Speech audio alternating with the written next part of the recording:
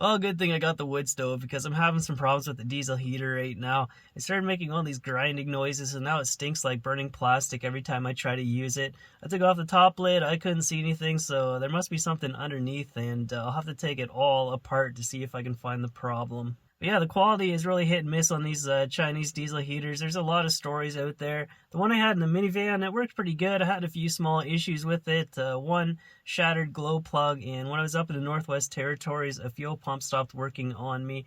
Kind of makes you wonder if it is worth it to buy one of the official good quality ones, but here we are, and let's see if we can fix this one.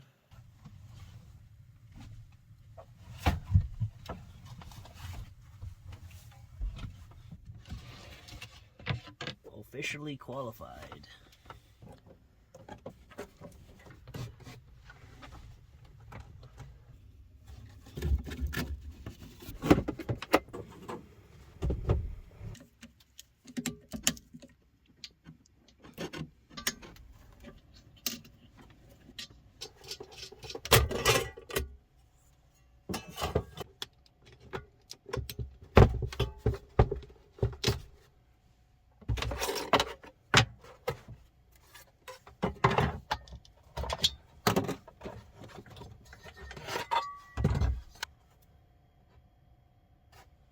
This little piece was floating around. I don't know if that was enough to cause all that smell, but let's dive a little deeper into this. Let's take it apart.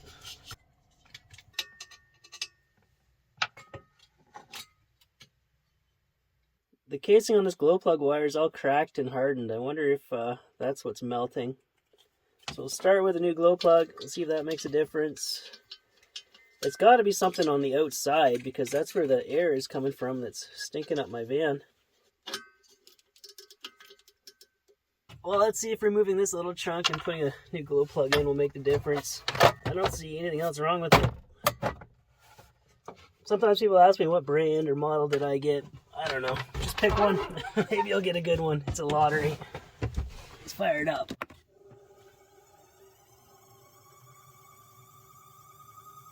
That actually sounds worse than before. It doesn't seem to smell anymore, but it's just squeaky. So next time I get some cell service, I'll do some research and see what it takes to do that bearing upgrade. I've been burning these compressed logs today. They work pretty good. Just break them down into pucks.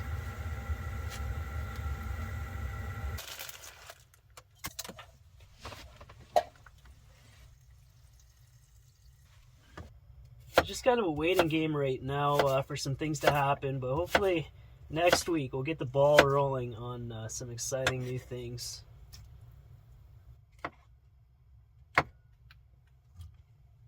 I'll throw a pepperette in there too. Should be good.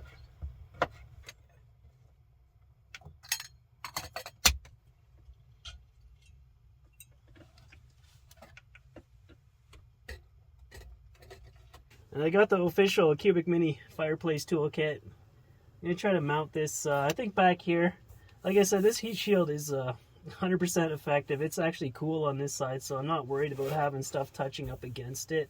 So I'll try to put the fireplace tools over here, but first I got to cut some more firewood, and it looks like I'm surrounded by cedar here. It looks like the only choice. And someone left a pallet right there. I could even cut off a few chunks of that with my jigsaw and see what happens.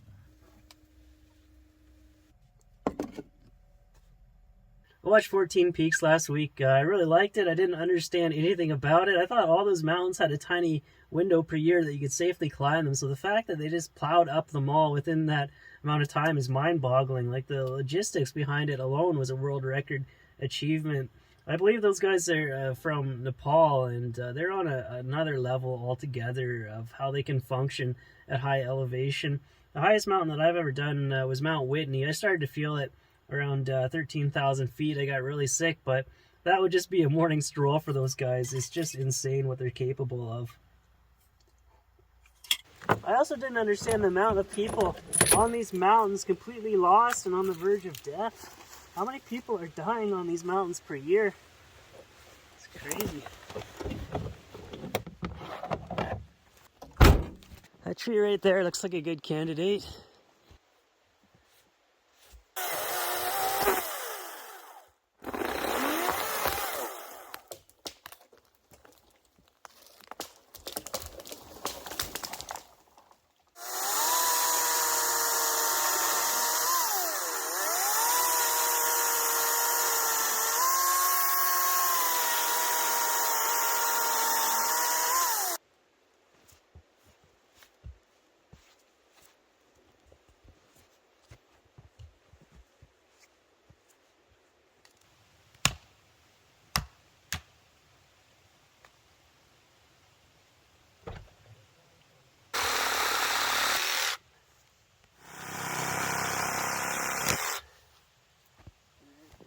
does.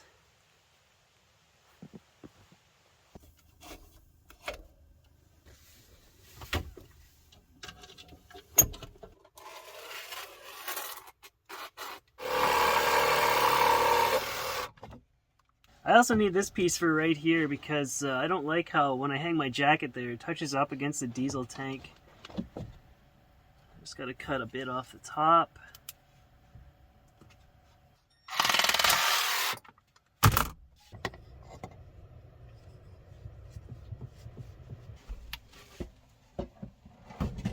I'm not sure I like how this looks. I might cut it down across here later.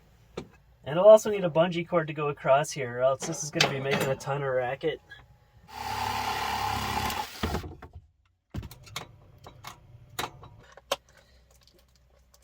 There you go, a simple solution. I can actually hang my jacket here now, and it's not going to get diesel all over it.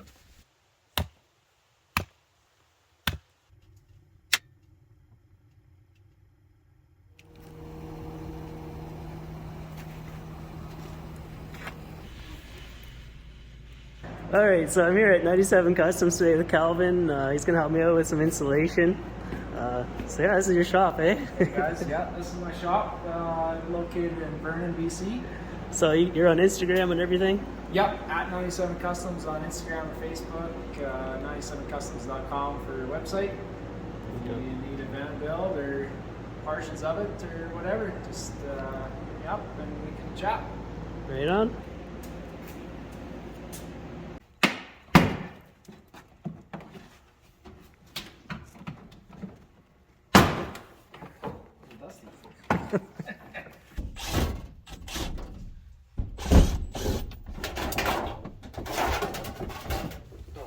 You can even do smaller pieces than that. The smaller it is, the easier it'll be to push further. And then,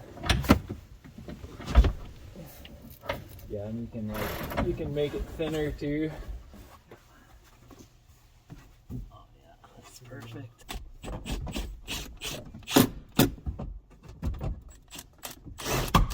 Yeah, that's it's a fair bit of water and a fair bit of mud. I wonder where it's coming from. That can't all be from condensation.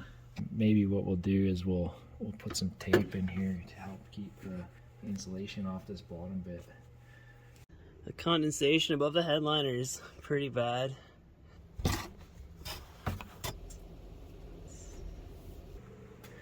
All cleaned out. Oh yeah, yeah, look at that. Huge difference, eh? Yeah, it should be. Yeah, it should definitely cut down on condensation and heat loss, so it should certainly help. That was part of the problem. This was leaking, so he put some silicone around there to help seal it up. It's pretty nice to have, because I can just set this up to cut out, you know, like a full cabinet, and then I can go do something else instead.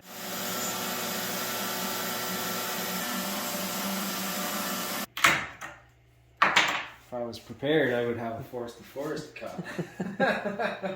Need a crock pot design. A crock pot.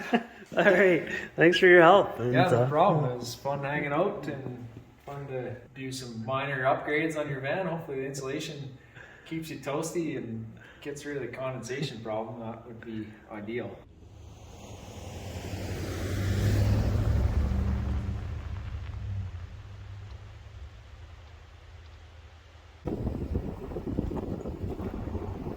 Just plowing a trail right through here tonight. There's a snowmobile hide back there on the side of the road, so I don't think this is meant to be driven right now.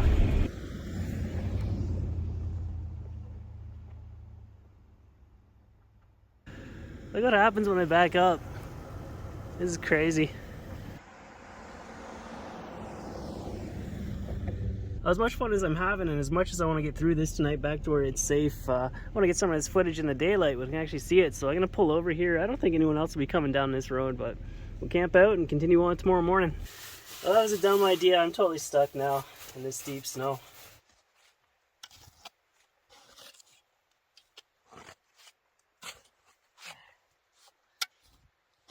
I pulled over for the sake of YouTube content. I kind of doubled down on that, didn't I?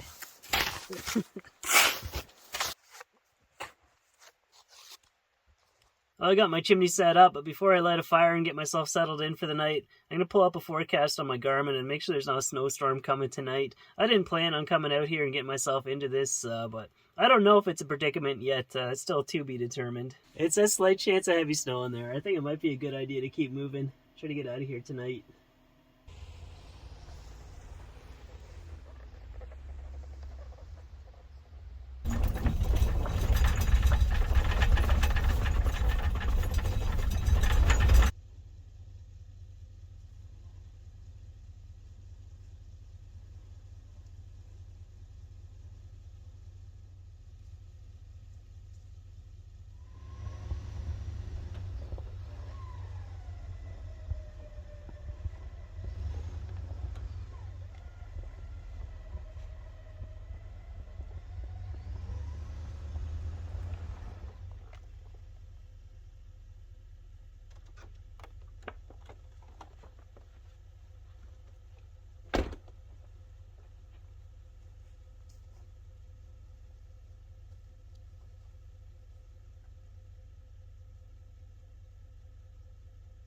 Okay, yeah, this is getting really bad. I don't know what to do now.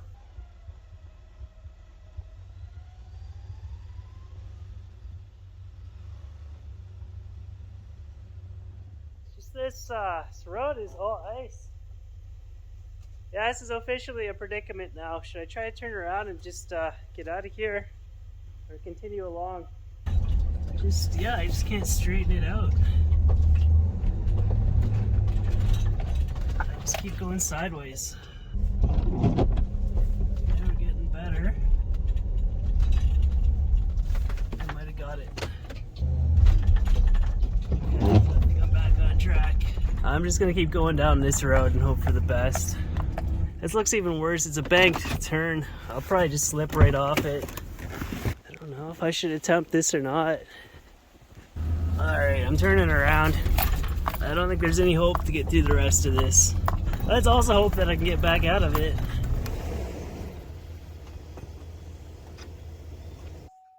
I'm toast.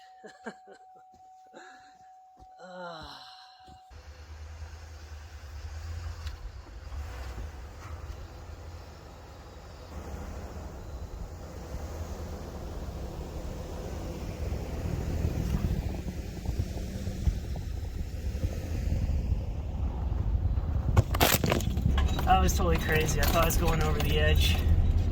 It's too soon to celebrate though. I got a long way to go to get out of here.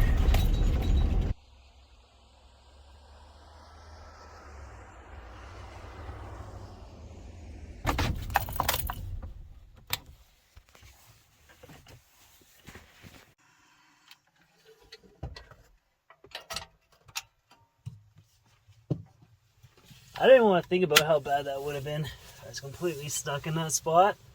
I was way out there, 25 kilometers. It would have been a long wait for help to come. I'm too exhausted to have a victory beer. So we filled as many spots as we could with the insulation, and it does feel warmer in here. And I used to get so much condensation above the headliner, especially up front. I don't think it's a mold issue because it stays dry through the summer. It's just in these cold temperatures that there's a freeze-thaw cycle, and it's always dripping down through the day. But the wool seems to be making a difference. It's actually staying dry up there, so that's good. And it's also good that I didn't get myself completely stuck out here last night and need to arrange a rescue mission. I was trying to keep my momentum up around those bank curves, but the rear end just kept sinking down into those gullies. Once a few vehicles drive over the snow and compact it, it just turns it into an ice rink. I had a close call with the minivan too, where I nearly lost it up in the Purcells, and I even had tire chains on at that point. So yeah, you got to be careful out there, and onward forward to the next thing. So thanks for watching, and thank you to Patreon supporters, and I'll see you guys later.